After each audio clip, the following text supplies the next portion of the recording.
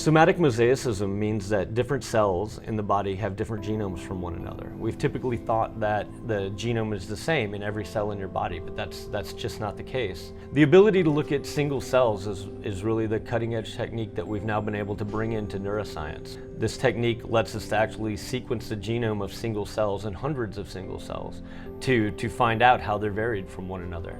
In my laboratory, I have a close collaborator, Ian Burpulis, who's really a wizard chemist and molecular biologist who's improving existing technology so we can even get better and better at looking at single-cell genomes and get more information out of every single cell. Will Chronister and Lana Milburn just joined the lab, and they're focusing on different aspects of both improving the genome amplification techniques and in looking in the computational side of being able to extract the information out of the data that we get from a DNA sequencer.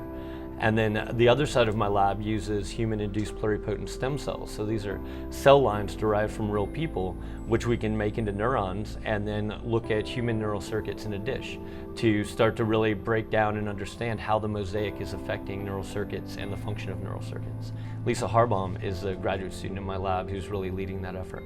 The current project is being funded by the National Institute of Mental Health.